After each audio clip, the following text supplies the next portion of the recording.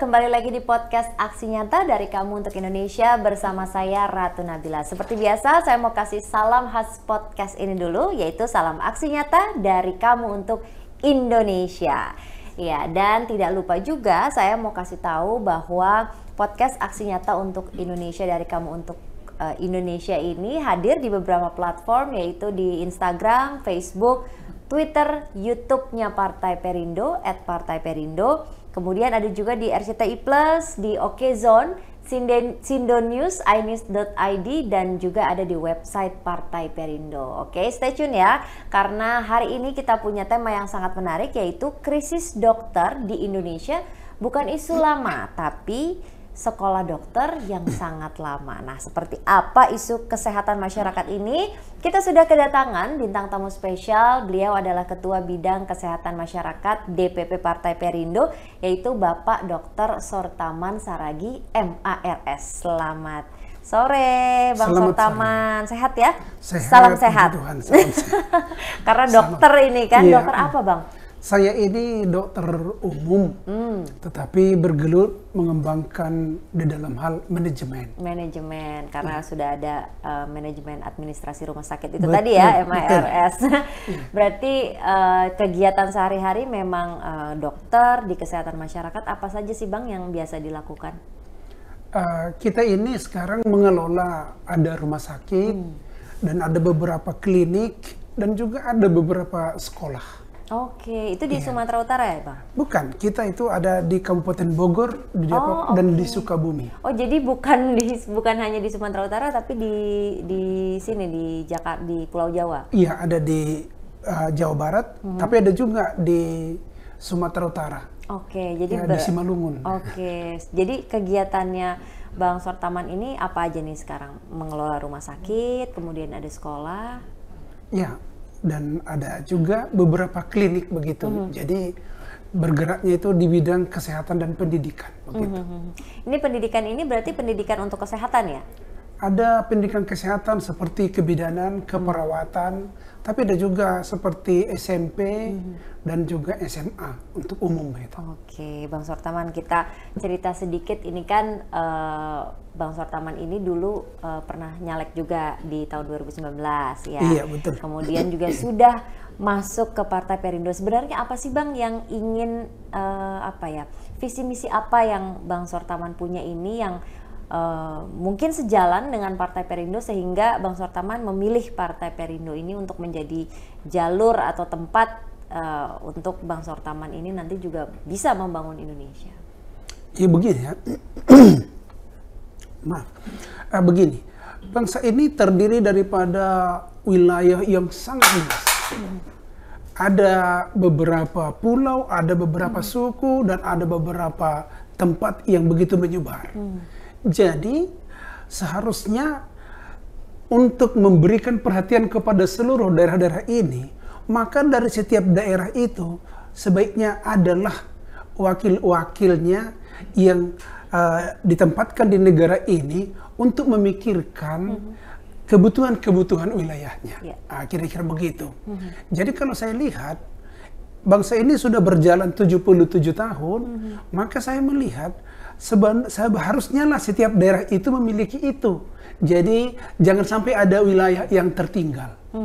Kemudian kalau saya melihat perkembangan atau perjalanan daripada perpolitikan bangsa ini, ada banyak hal yang kita lihat perlu disempurnakan atau diperbaiki terus-menerus seiring dengan perkembangan zaman. Yang pertama itu adalah bahwa partai politik ini tidak cukup hanya bicara, butuh aksi nyata. Gitu ya. Aksi nyata yang bisa mendongkrak atau mendorong kemajuan daripada masyarakat-masyarakat seluruh Indonesia ini. Itu. Kemudian saya melihat itu terjadi hanya ada di Partai Perindo ini.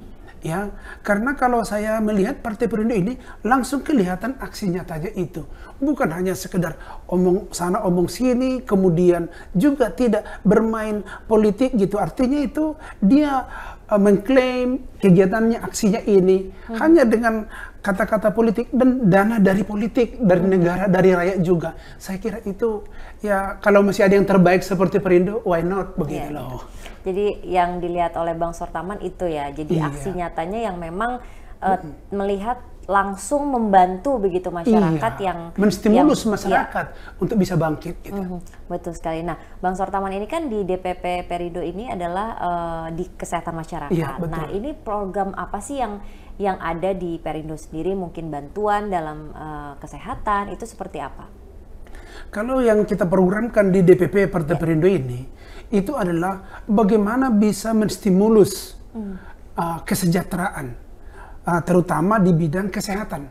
Jadi untuk bisa menstimulus kesejahteraan, maka ini sebenarnya kita bergeraknya itu, ya kita mengadakan pengobatan-pengobatan massal yang dibutuhkan. Tetapi kita bisa tahu bahwa tidak selamanya penyakit seperti itu. Jadi mengedukasi masyarakat dan juga memperjuangkan supaya porsi untuk bidang kesehatan ini proporsional dan layak bagi masyarakat, itu yang kita perjuangkan. Dan itulah yang kita lihat di masyarakat ataupun di pemerintah daerah.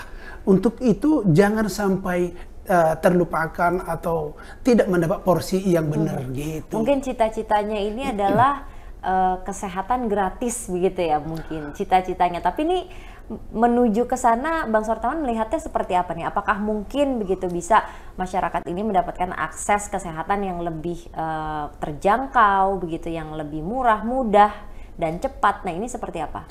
Sebenarnya kesehatan yang gratis, pendidikan yang gratis itu adalah tugas negara. Jadi kalaupun selama ini itu belum terjadi, mungkin Indonesia, bangsa kita ini masih dalam tahap perjuangan. Tetapi itu bukan suatu nilai plus. Itu adalah keharusan yang ditanggung oleh negara. Jadi oleh karena itu, kebijakan-kebijakan bangsa ini harus benar-benar bisa menata itu. Kalau itu belum tertata, berarti bangsa ini masih butuh perhatian dan masih butuh support dari warga atau masyarakat, baik dari masyarakat langsung maupun melalui partai politik.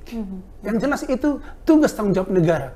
Jadi itu bukan kelebihan, tapi itu adalah kewajiban. Jadi kewajiban dan yang masih belum terpenuhi. Betul. Begitu ya. Belum nah, terpenuhi. Ini cita-citanya seperti apa sih kalau Bang Sortaman ini ingin melihat mungkin di daerah Sumatera Utara sendiri? Nah, apa yang bisa dilakukan atau apa yang masih kurang di sana?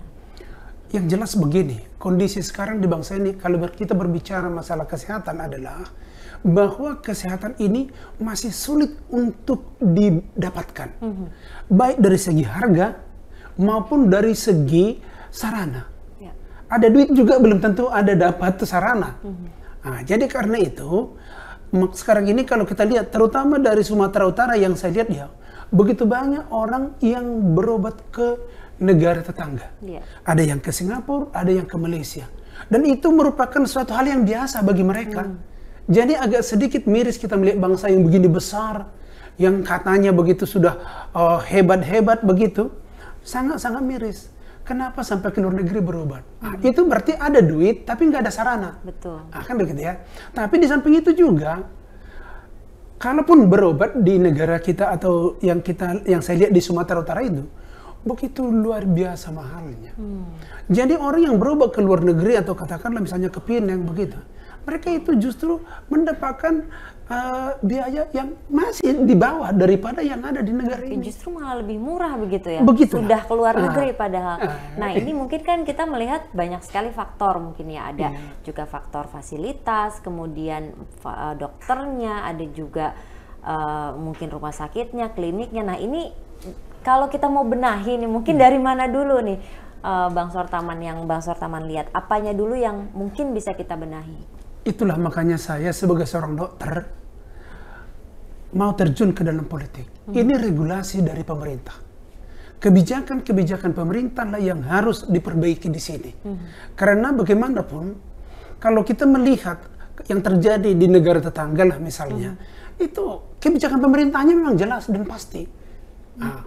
Makanya kita tahu bahwa dokter-dokter yang di Malaysia itu ada banyak tamatan dari Indonesia loh.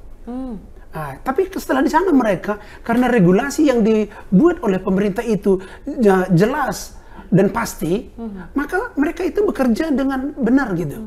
Tapi kalau di tengah bangsa kita ini masih banyak yang harus dipikirkan dan harus banyak dibuat regulasi yang benar begitu ya.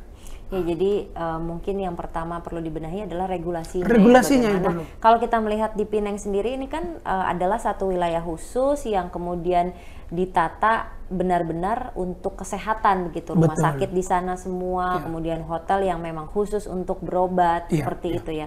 Apakah kemudian kita juga perlu begitu adanya lingkungan khusus yang seperti di Pineng itu yang isinya fasilitas lengkap, kemudian dokternya juga baik, ada juga hotel yang untuk menginapnya begitu, itu seperti apa pandangannya? Itu sangat memungkinkan. Tetapi kalau kita melihat kondisi bangsa kita yang terdiri daripada beberapa pulau, tentunya tidak semudah menjangkau satu pulau. Jadi kalau saya melihat dari segi jumlah manusia Indonesia dan dari segi jumlah SDM yang ada, itu wajar dan patutlah di setiap pulau itu ada untuk menangani kesehatan masyarakat yang ada di sana. Betul. Tapi kalau ada di artikel nih kemarin karena pandemi katanya dokter di Indonesia itu kurang ya, Bang Sortaman. Nah ini pandangan Bang Sortaman sendiri bagaimana sebagai dokter? Memang dipengaruhi oleh faktor kemarin itu ada beberapa orang dokter ya juga menjadi korban. Artinya dia meninggal akibat dampak daripada COVID itu. Tetapi kalau sekarang kondisi bangsa ini, bangsa kita diperhitungkan sekitar sekarang 280 juta jiwa. Sementara jumlah dokter yang ada, mulai dari dokter umum, ke dokter gigi, dokter spesialis, itu hanya ada 14.000. Jadi dengan kata lain, kalau dilihat dari gambarannya itu, bangsa ini sekarang satu dokter itu menangani 2.000 jiwa. Tetapi itu pun tidak tersebar dengan merata. Itu makanya orang dari Irian Jaya, dari Kalimantan, ya palingan datang ke Jakarta. Atau kalau mereka dapat informasi, ya ke luar negeri. Nah, begitu dia. Jadi memang pertama dari segi jumlah kita sangat-sangat kekurangan. Dari segi jumlah. Dan ini faktornya sangat meluas begitu. Kenapa? Kenapa kita kurang dokter? Memang pendidikan spesialis di Indonesia sangat terbatas. Ini kebijakan itu yang harus sebenarnya diperhatikan oleh pemerintah. Kenapa pendidikan dokter spesialis begitu minim di negara ini? Dan ini diserahkan kepada kolegium. Kolegium inilah yang menentukan berapa dokter spesialis yang bisa mendapat pendidikan setiap tahunnya. Dan jadi itu ada sangat kuota begitu ya? Seperti begitu. Bahkan ada orang yang menilai ini seperti sengaja membatasi supaya sepertinya terkapling ini daerah-daerah ini. Jadi supaya nanti ini praktek di tempat ini jangan ada yang lain, jangan gitu. ada persaingan, gitu. Dan itu ternyata ada juga dokter sama dokter. Waktu dokter yang baru tamat menemui dokter seniornya di suatu tempat yang baru begitu ya, dokter seniornya itu sepertinya menolak. Gitu. Jadi sudah terjadi karena regulasi mengizinkan itu.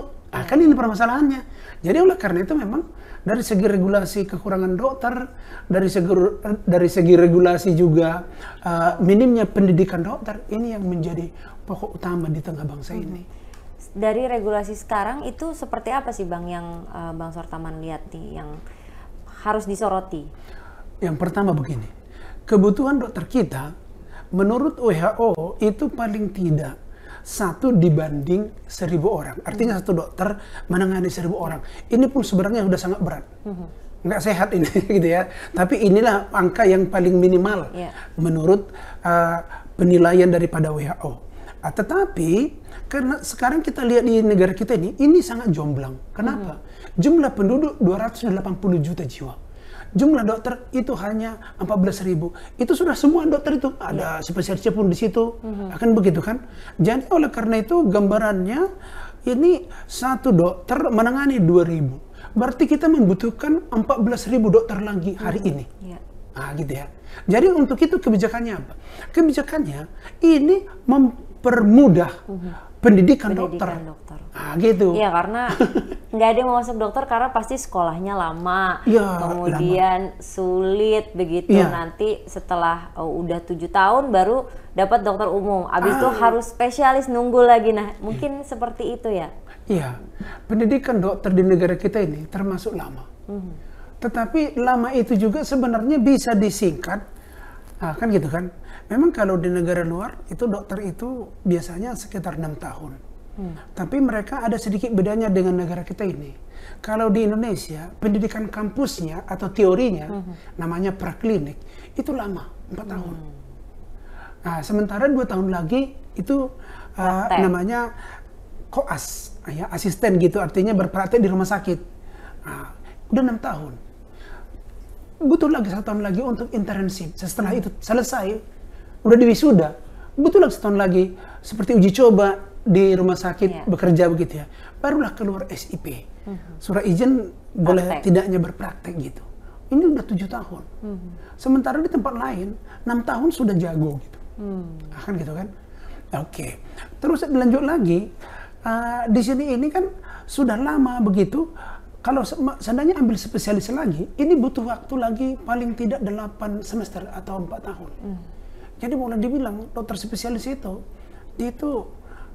nggak ada di bawah 35 tahun. Jadi sudah. Karena dengan pendidikan yang sangat lama, padahal potensinya harusnya lebih baik yang masih muda karena mungkin juga tenaga dengan gitu. mempertimbangkan hal-hal itu begitu ya. Ya mungkin ini ada regulasi yang harus dibuat bahwa bagaimana caranya 6 tahun itu udah jago tadi ya. Iya dong. Tapi memang pendidikan dokter sendiri ini dengan negara lain kalau kita melihat itu apa sih yang membedakan? Apakah kemudian di negara lain ini fokusnya lebih ke praktek atau seperti apa? Ada sedikit ya. Kalau kita lihat seperti di Inggris itu dari 6 tahun itu 4 tahun prakteknya. Jadi lebih lama praktek karena memang lebih penting bagaimana kita menangani langsung begitu ya. Gitu. Kemudian di samping itu yang paling utama itu kembali tadi bagaimana sistem kerja daripada dokter yang diatur oleh undang-undang kan di situ. Di negara kita ini terlalu banyak organisasi profesi yang yang menentukan aturan main gitu. Nah gitu. Aturan pemerintah harus pemerintah itu yang menentukan itu. Sehingga tidak tertutup kemungkinan ada terjadi like and dislike, diskriminasi.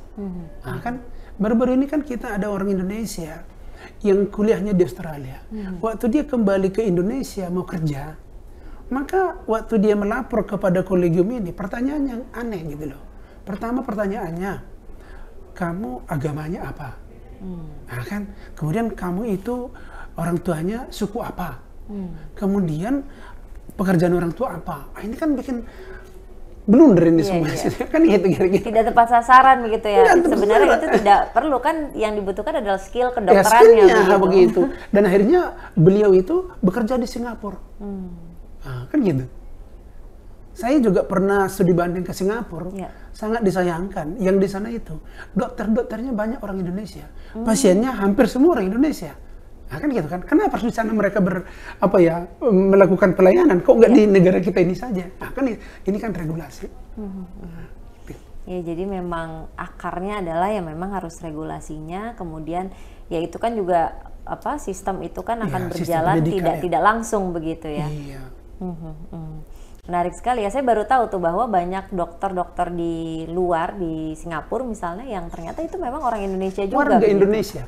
Jadi pendidikan di sini tapi kerjanya di luar. Iya, mungkin dapat pelatihan-pelatihan, sertifikat tambahan yang lain begitu ya. Oke, baik. Jadi ini mungkin kemarin juga Pak Presiden Joko Widodo ini baru baru mengatakan bahwa devisa untuk berobat keluar itu besar luar biasa. Gitu. Terus kalau kita lihat di komen-komennya netizen tuh juga lucu-lucu semua. Karena semua memang protes kalau dokter di sini tuh memang ya kadang ada yang tidak kompeten, ada yang salah diagnosa, adalah yang terlalu mahal dibandingkan dengan yang di luar begitu. Nah, ini mungkin akan panjang sekali begitu ya dok ya kalau kita mau membenahinya ini. Tapi ya mungkin kalau Bang ini juga bisa dari Sumatera Utara ini memperbaiki dulu di daerahnya masing-masing, fokus begitu ya. Ini juga mungkin nanti nasional bisa lebih baik begitu. Harus dari atas. Harus dari atas itu, harus tegas dari atas itu. Jadi jangan diberikan kepada pihak ketiga membuat aturan atau regulasi-regulasi untuk sistem pendidikan dan sistem pelayanan kesehatan ini. Itu tidak bisa. Jadi regulasi dari pusat ini harus kuat begitu, kemudian ke bawahnya akan mengikuti begitu ya? Pasti, kan gitu. Jadi apakah bangsa ini bisa jadi bagus? Saya kira bisa bagus. Sangat-sangat bisa. Tapi kalau kita melihat fasilitas-fasilitas di rumah sakit, di klinik, apakah sudah juga baik begitu dibandingkan dengan negara lain mungkin? Sebenarnya kalau fasilitas atau sarana kesehatan di negara ini itu tidak kalah dibandingkan dengan di Malaysia atau di Singapura. Enggak. Permasalahannya adalah bagaimana sistem kerjanya. Itu sistem kerjanya. Kalau di sana, begitu ya? SOP-nya bagaimana dibuat gitu ya. Kemudian tidak ada juga saya lihat kira-kira begini, apa konsekuensi kepada bidang kesehatan ini yang melakukan kesalahan. Ya harus ada konsekuensi. Masa orang di luar sana katakan misalnya ada drive orang di jalan gitu, itu masuk pengadilan. Ini gimana? Kan kita harus ada juga. Ya, sehingga semuanya berada pada standar yang jelas gitu. Ya. Jadi memang standarisasi kesehatan begitu ya, khususnya di kedokteran, dokter-dokter ini harus benar-benar diatur dengan baik gitu. Banyak regulasi yang tidak tersentuh gitu ya, yang harusnya dipegang oleh negara, tetapi tidak dipegang oleh negara. Gitu.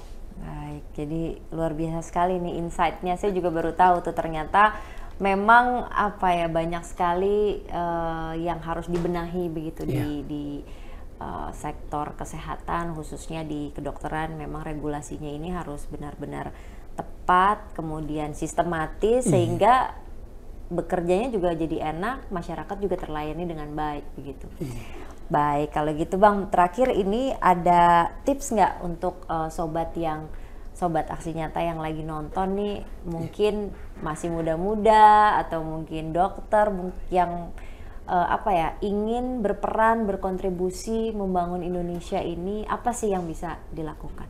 Ya, jadi begini ya, kepada sobat generasi muda atau kaum-kaum yang masih dalam pendidikan sekarang, bangsa ini sangat membutuhkan dokter. Tentunya dokter yang berstandar, kira-kira begitu ya. Jadi dari segi peranan kita bagi bangsa ini, profesi dokter ini sangat-sangat dibutuhkan. Dan yang kedua, dari segi profesi karir juga, ini sangat-sangat memiliki peluang yang sangat bagus. Jadi kalau bagi kita atau kepada rekan-rekan kita yang ingin masuk jadi dokter, ini sangat-sangat bagus artinya peluangnya. Tetapi memang membutuhkan sedikit waktu yang agak lama pendidikannya dan juga biaya agak mahal. Tetapi kalau saya melihat biaya inilah yang harus juga kita tuntut kepada pemerintah supaya ini diringankan. Buktinya ada negara kok yang nggak bayar untuk kuliah kedokteran. Karena ini juga outputnya adalah untuk masyarakat, untuk masyarakat juga gitu ya. Jadi memang selama ini dokter-dokter itu ya sudah berat dari segi beban biaya. Jadi ini kita tuntut juga kepada pemerintah supaya ini biaya ini ya bisa ditanggung berapa persen dari oleh negara atau dimurahkan, kira-kira begitulah ya. Sehingga nanti di negara kita ini banyak dokter-dokter yang katakanlah yang cerdas, yang bagus, berhala bagus begitu ya. Inilah yang bisa meningkatkan mutu kesehatan bangsa ini. Sehingga generasi bangsa kita ini nanti menjadi generasi yang sehat dan siap untuk bertanding atau bertarung dibandingkan dengan negara-negara luar. Amin. Kita menanti itu ya, nanti bagaimana bisa Indonesia ini kemudian juga menjadi kuat di dalam bidang kesehatan. Baik. Nah, ini memang juga berkaitan dengan Partai Perindo, kampanye aksi nyata dari Kamu untuk Indonesia sangat relate dengan movement yang dijalankan oleh Partai Perindo sendiri, yaitu produktif, solutif, modern, bersih, berintegritas, peduli, dan juga turun tangan langsung untuk Indonesia yang sejahtera. Nah, Partai Perindo ini memanggil putra-putri terbaik di Indonesia melalui konvensi rakyat yaitu program penjaringan secara daring bagi warga Indonesia yang berminat untuk mendaftarkan diri sebagai bakal calon anggota legislatif atau Bacalek di semua tingkat pemilihan, yaitu DPRD Kabupaten Kota, Provinsi maupun DPR RI. Nah, yang mau mendaftar caranya mudah, langsung saja kunjungi website www.konvensirakyat.com, dan untuk mendaftar sebagai anggota Partai Perindo bisa mengunjungi website www.partaiperindo.com. Oke, jangan lupa juga download aplikasi Partai Perindo. Baik, terima kasih banyak Bang Sortaman, ini sharingnya sangat membuka pemahaman kita mengenai bagaimana si sektor kesehatan sebenarnya, apalagi langsung dari dokter. Jadi memang banyak sekali ya yang perlu dibenahi. Semoga kita juga bisa ikut berperan dalam membenahi kesehatan masyarakat, dan juga mungkin generasi-generasi muda nih, ayolah pada jadi dokter ya. Iya, betul. Karena kita masih kekurangan dokter. Anak saya 3 sekarang masuk di kuliah di kedokteran semua. Oh iya, amin. Semoga sukses semua. Baik, terima kasih juga untuk Partai Perindo yang selalu bergerak dengan aksi nyata. Semoga Partai Perindo semakin sukses dan maju terus untuk Indonesia yang sejahtera. Salam aksi nyata dari kami untuk Indonesia. Sampai jumpa di episode selanjutnya. Marilah seluruh rakyat Indonesia, arahkan pandanganmu ke depan. Raihlah mimpimu bagi nusa bangsa, satukan tekad untuk masa depan. Pantang menyerah, itulah pedomanmu. Hentaskan kemiskinan cita-citamu, rintangan tak menggentarkan dirimu. Indonesia maju, sejahtera tujuanmu, nyalakan api semangat perjuangan. Dengunkan gema, nyatakan persatuan.